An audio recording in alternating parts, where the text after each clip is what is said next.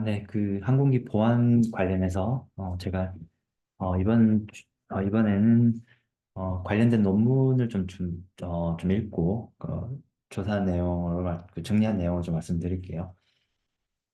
이 논문은 일단 2019년도에 정보 처리 학회라는 논문지에서 발표가 됐고, 이 논문은 그 KCI 등재지, 우리가 지난번 회의 때도 아마 그 논문도 이제 SCI나 KCI 관련된 논문들로만 보자고 얘기를 해서 일단 KCI 등재지이고, 그래서 우리가 뭐라고 해야 되나, 참고할 수 있는 기준이 될 수 있을 것 같다라고 보면 될 것 같습니다.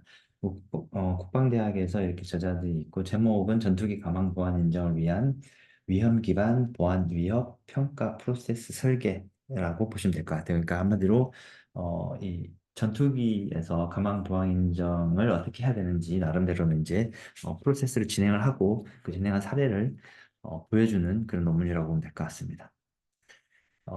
그 초록에서 이제 그 요약을 좀 해놓은 게 있는데, 결국은 이제 첨단 무기들이 어 고도로 연동된, 그러니까 네트워크로 다 연결돼 있죠. 네트워크로 다 연결돼 있기 때문에 사이버 공격에 대한 위협이 상당히 많이 대두되어 있고, 그리고 가망 인정 표준이 이 326이라는 표준으로 결국은 이 보안 프로스 이 가망 보안이 잘 되는지를 나름대로는 이 논문에서 프로세스를 진행을 해봤다라는 논문으로 보시면 될 것 같습니다.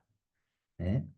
그래서 일단 스론에서 얘기하고 있는 게 결국은 이 보안 그러니까 가망 보안을 위한 필요한 그 표준들은 그 지난 시간에도 이제 약간 얘기 드렸는데 DO326A, DO355, DO356 이 세 가지가 있고, 각 세 가지들은 이런 특징들을 좀 가지고 있습니다. 그래서 이 부분은 이 슬라이드를 참고를 하시면 될 것 같고요.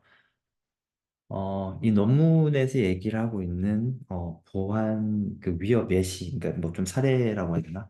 그러니까 예시를 좀 얘기를 하고 있는데요. 이제 이런 예시들이 있다라고 아마 좀 참고를 하시면 될 것 같아요. 그래서 첫 번째로는 FBI에서 지금 뭐 이미 지나간 일이지만 FBI에서 조사를 했고, 항공기 엔터테인먼트 시스템에 접속해서 실제 항공 운항 중인 항공기의 엔진을 조작한 보안 전문가가 있고, 이런 사례를 가지고 FBI에서 조사를 했다고 합니다. 저도 이걸 보고 좀 상당히 좀 놀랐는데, 이런 사례들이 있고, 그리고 두 번째로는 중국 국제 모바일 해킹 보안 컨퍼런스에서, 이제 이거는 이제 실제 상황이 아니겠죠, 심지어 컨퍼런스에서 무선 통신 신호를 해킹해서 통신 내용을 조작함으로써 항공기에 악의적인 영향을 미치는 사례라는 것들도 이제 컨퍼런스에서 이런 걸 시연을 한 것 같아요. 그래서 이런 사례들이 결국은 우리가 이제 와닿을 수 있는 게, 이 결국은 항공기에 어떤 보안 위협이 있는지를 이런 예시를 통해서 우리가 좀 알 수 있을 것 같아요. 이 논문에서 이제 뭐 몇 가지 이제 쭉 얘기를 하고 있는 게, 그러면 보안 위협을 도출하는 기법들을 일단 먼저 좀 얘기를 좀 하고 있는데, 어, 그 다양한 사례들을 쭉 얘기를 하고 있고, 우리가 살펴봐야 될 내용은 맨 위에 있는 이 결국은 이 DO356이라는 표준에 제시되어 있는 시나리오 방식으로 보안 위협을 이제 보통 이렇게 도출을 하게 되고, 그 이외에 나머지 다른 방법들도 이제 뭐 여러 가지 방법들이 있다고 소개가 되어 있습니다. 그래서 뭐 마이크로소프트사, 그리고 이 몇몇 툴이나 사례들이 있는데, 이런 것들로 보안 앱을 도출할 수도 있다. 그런데 우리는 이제 이 디오 356에 아마 집중해서 보면 될 것 같습니다. 그래서 뭐 비교들이 좀 나와 있는데, 이 비교는 장단점들은 구체적인 내용들은 이제 이런 게 있구나 정도 보고, 구체적인 내용들은 이제 논문을 참고하면 될 것 같습니다.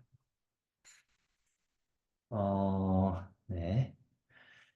그리고 이제 이 논문에서 얘기하고 있는 게, 보안 위험을 평가하기 위한 표준이 있는데, 그 표준이 또 국제 표준이 또 따로 있다고 그래요. 그 국제 표준이 ISO, IEC, 27001, 27005, 31000, 이런 표준들이 이제 있다고 합니다. 그래서 이런 표준을 또 준용해서 그 프로세스를 진행을 했다고 하고 있고, 우리도 필요하면 이제 이 표준들도 이제 뭐 우리가 공부까지는 아니더라도 이런 게 있다는 것 정도는 이제 알고 있어야 될 것 같고, 자, 그래서 이 각각의 표준들이 어떤 정의를 어떤 규정을 가지고 있는지에 대해서 뭐 간단하게 말씀드리면 지금 여기 나와 있듯이 뭐 조직의 상황에 맞게 정보 보호, 경영 수립 뭐 이런 쭉 여기 나와 있는데 이런 내용들로 이제 지침이 좀 나와 있는 것 같아요. 그러니까 결국은 국제 표준이 보안에 대한 국제 표준이 이렇게 잡혀 있는 것 같습니다. 자, 뭐 좀 더 구체적으로 이제 이게 소개가 되어 있고 이건 참고를 하시면 될 것 같아요. 네, 방금 보여드린 거는 27001, 27005 이제 이렇게 되어 있고 그래서 이제, 본론으로 이제 들어가서 해당 논문에서는 이 ISO 27005에서 제시하고 있는 이 자산 및 공격 결과 요소를 포함해서 전투기의 특성을 반영해서 이 보안 프로세스를, 그 보안 요소를 평가하겠다라고 이제 이해를 하시면 될 것 같아요. 어, 자, 이 논문에서 이제 첫 번째로 얘기하고 있는 게 전투기 보안 위험 평가 프로세스를 이 논문에 이제 이 저자들이 나름대로는 이제 정의를 했는데 원래 DO 326 보안에서는 우리가 제가 지난 시간에 얘기했듯이 7단계로 보안 위험 평가 프로세스를 가지고 있는데 이 논문에서는 이 평가 단계에 아마 세 가지를 좀 추가로 뭔가 더 수행을 한 것 같아요.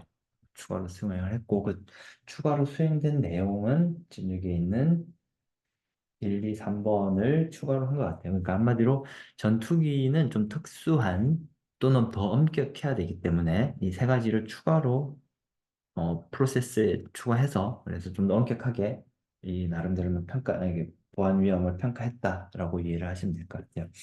아주 세세한 내용까지는 뭐 잘 다 파악하지는 못했는데 어쨌든 첫 번째로는 보안 위협 도출 단계, 보안 위협 평가를 위한 문장 구성 요소 점수화 그리고 어, 위험 심각도 결정 이런 절차를 거쳤다고 그럽니다. 그래서 이 내용에 대해서 사례 위주로 잠깐만 좀 간단하게 말씀 좀 드려볼게요. 그래서 이제 이 논문에서는 결국 이제 KFX 뭐 이렇게 지금 이미 이제 지금 진행되고 있고 이제 뭐 KFX가 이제 이 논문을 쓰는 당시에서는 한참 개발을 하고 있는 시점이었으니까 KFX 사업 개발에 사업을 할 때 그 미들급 전투기 소프트웨어 기준을 보고 이 전투기의 보안 평가를 어떻게 해야 된다 뭐 그런 아마 나름대로는 지침을 만들려고 이렇게 한 것 같아요. 그러니까. 사실 이 내부적인 구조는 저도 정확하게 잘 모르겠습니다. 그러니까 뭐, 이 전투기 내부의 데이터 상호 관계라고 하는데, 뭐 이런 게 있구나 정도까지만 일단은 이 그림으로 보시면 되실 것 같고, 시나리오를 좀 만들었는데, 현재 공군에서 운영되고 있는 T-50, F-15K 이런 전투기에서는 결국 뭐 운영체제가 VxWorks 운영체제를 쓰고 있고 이 VxWorks에 잘 알려진 보안 뭔가 그 요소들이 있는 것 같아요. CVS, Common Vulnerability and Exposure라고 해서 이런 그러니까 오버플로우 취약이 이미 알려진 게 있고 그 오프로 취약이 이미 알려진 게 있고 그런 이 시나리오라고 해서 뭐 어떻게 하면은 어떤 문제가 있고 이제 이렇게 좀 뭔가 시나리오를 이렇게 만들어 놓은 게 있어요. 그래서 한마디로 이 VXWorks 안에는 이런 오프로 문제점이 있습니다라고 시나리오를 일단 만들고 자 그리고 이 공격하는 시나리오를 또 만들어서 결국은 이거 이제 인트라넷에 있는 정비사가 그러니까 인터넷으로 정비사는 인트라넷으로 접속을 할 수 있으니까 정비사가 삽입 공격을 해서 그러니까 삽입 공격이라는 게 실제로 이제 오버플로우를 이미 그러니까 발생시키는 거죠.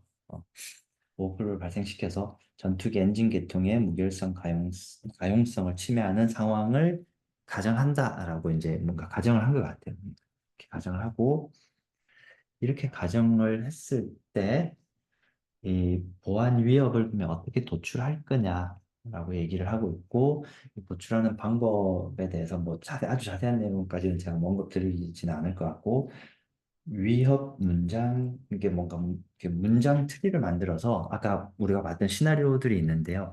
이 시나리오들을 쭉 문장으로 쭉 구성을 하고 그 문장으로 구성된 그 시나리오를 가지고 이 나름대로는 트리 형태로 어떤 요소가 위험 요소인지를 이렇게 쭉 이렇게 그 트리 형태로 이렇게 만들고 위협을 도출할 수 있다고 합니다. 그래서 아마 이렇게 뭔가 이렇게 해서 이런 위협 상황을 만들어내는 것 같아요, 보니까.